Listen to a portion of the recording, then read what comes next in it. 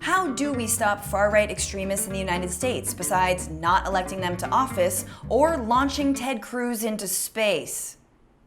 Anyone? Now that we know the threat to American safety isn't Muslims, but those who are probably screaming about Muslims on Facebook, many are calling for a renewed so-called war on terror, which is rude because we haven't finished our last one yet, okay? Way to be greedy. I'm Francesca Fiorentini, and now that we know that the call is coming from inside the House of Representatives, we're looking at how America can finally learn from its past mistakes and get smarter about rooting out extremist violence.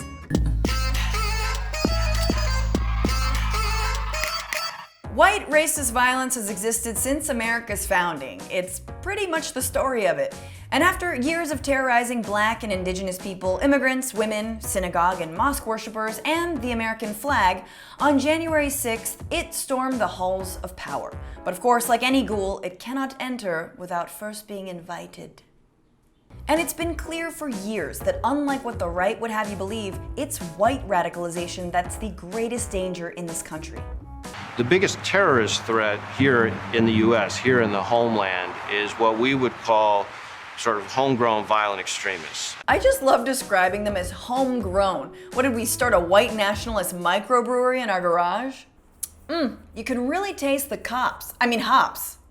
And yet, fittingly, Trump ignored threats and defunded the Department of Homeland Security's efforts to stop homegrown extremism, instead diverting the same funds to stopping homegrown marijuana, which makes sense, because if there's one person that's never been high, it's William Barr. What would that even look like? Have you ever synced Pink Floyd's Dark Side of the Moon to Birth of a Nation? It was pretty sick. Of course, it's not surprising Trump wouldn't want to root out violent white supremacists within his base. He might not have a base left if he did that. But it is surprising that the man who Trump launched his political career by attacking would also not take the threat seriously, especially when his very ascendancy as the first black man in the Oval Office fueled so much radicalization. Instead, in 2009, the Obama administration, under pressure from an increasingly reactionary Republican Party, dismantled the extremism and radicalization branch of DHS after it produced a report about the dangers of far-right anti-government activity. A former DHS worker, Daryl Johnson, explains what happened. The department decided to not only stop all of our work, stop all of the training and briefings that we were scheduled to give, but they also disbanded the unit, reassigned us to other areas within the office, and then made life increasingly difficult for us. Ah, the Obama years. Back when we naively thought that the best way to stop white nationalism was to just give them everything they wanted, like some sort of amateur lion tamer. Let me be clear. I let it nibble on my hand so it won't eat my whole body. The buck has been passed so much from administration to administration that January 6th was certainly not a surprise. It was also not a surprise that there was law enforcement among the rioters themselves. Of the 150 people arrested thus far, 14% are current or former military, which according to former FBI agent Michael German, checks out. It has been a persistent problem that law enforcement, including the FBI and Department of Justice, have long acknowledged.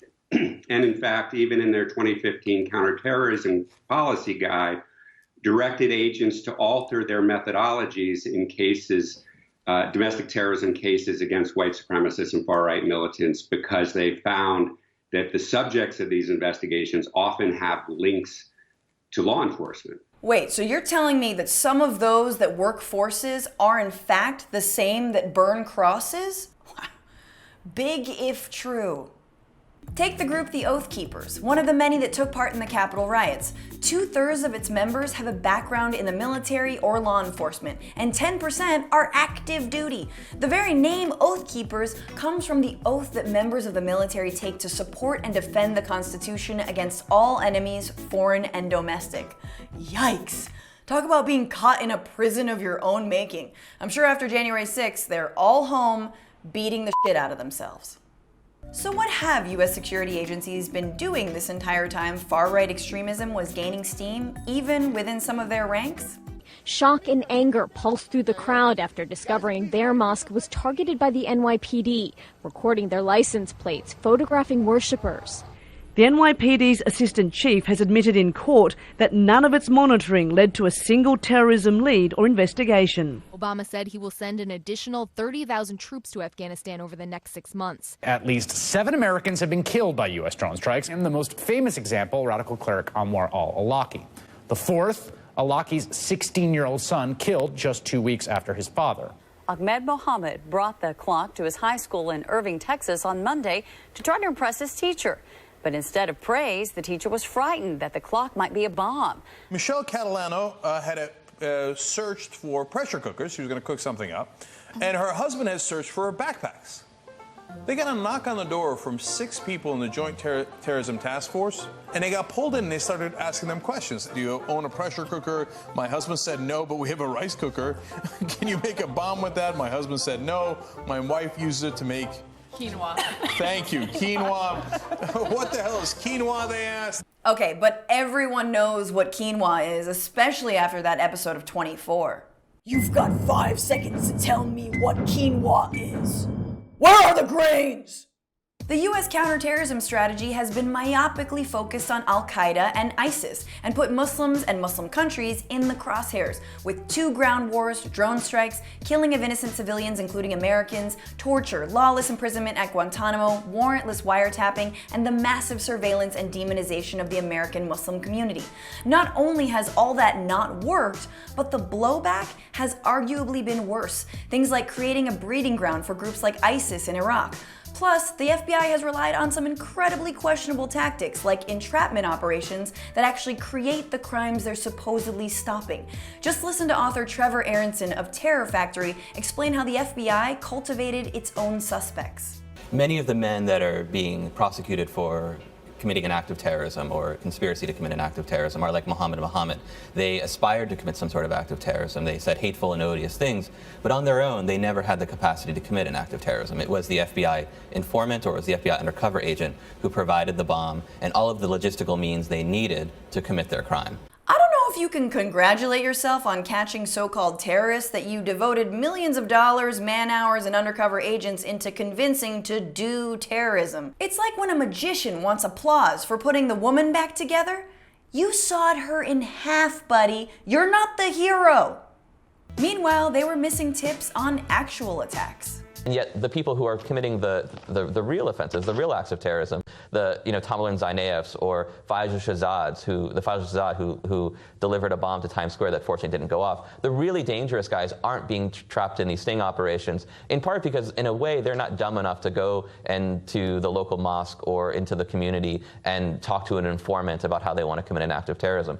The FBI has been narrowcasting to only the dumbest people. Not every extremist will be fooled into joining your Al-Qaeda Crimes Club Facebook group. That only works on white extremists. But even with 20 years of blowback, the loss of innocent lives, trampling of civil liberties, there are still those who believe that we should use the War on Terror framework to go after white extremist violence. Even just the language that's being used is telling.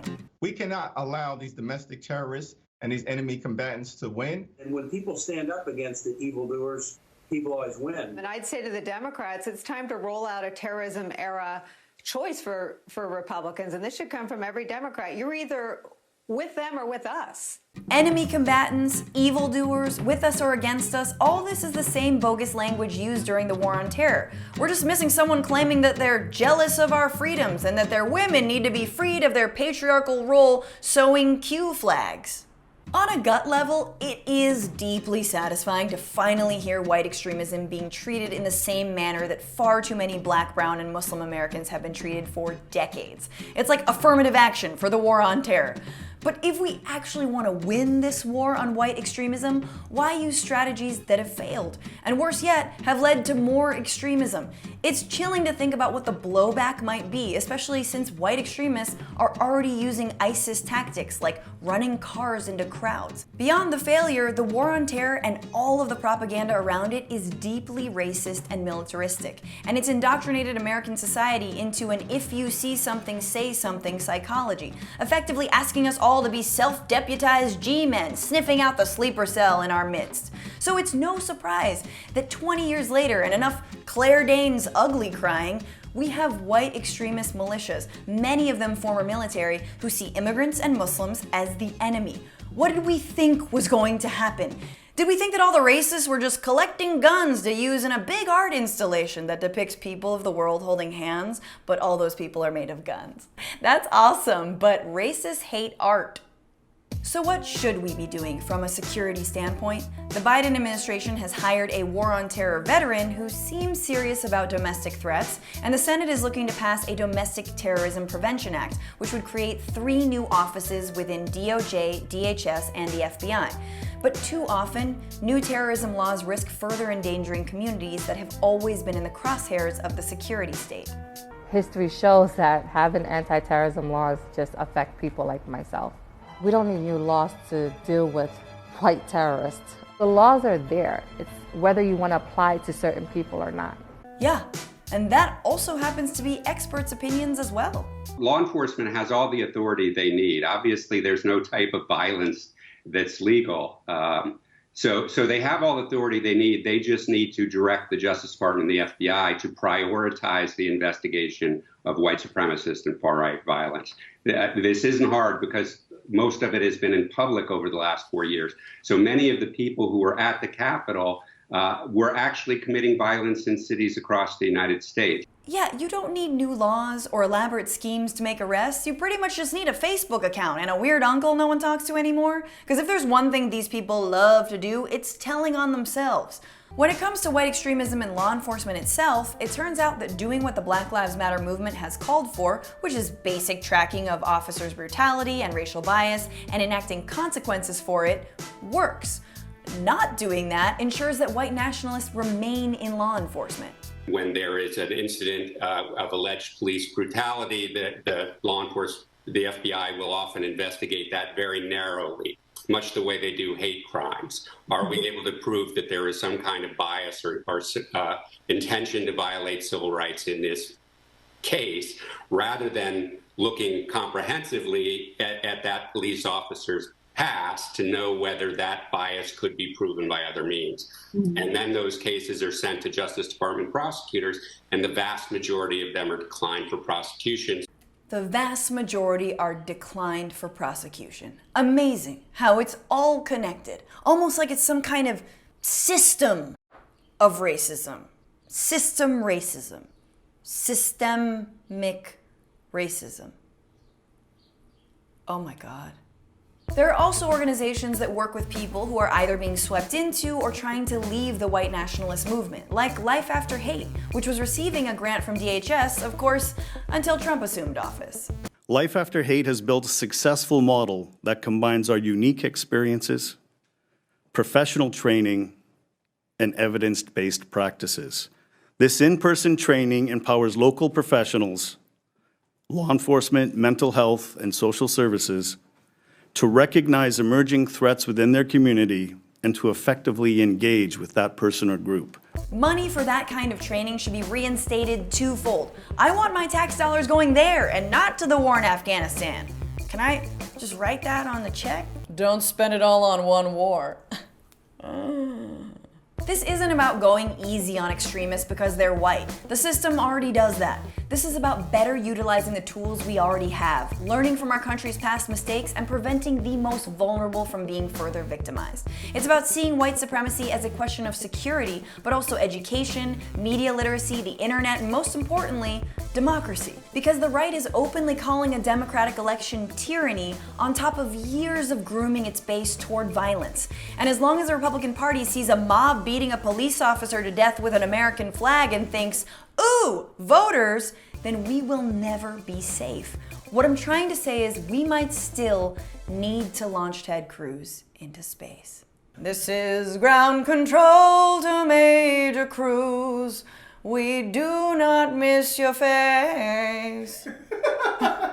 Thanks for watching Newsbroke, everybody. This is our last episode for the next little while, but please subscribe to AJ Plus and get all the good content that is coming your way. And if you want more from me, I've got a podcast called The Bituation Room, and you can find me there. And let me know in the comments below what you think about this episode. Do you think that we need new counterterrorism laws to go after white extremism? Let me know your thoughts, and we will see you hopefully very soon.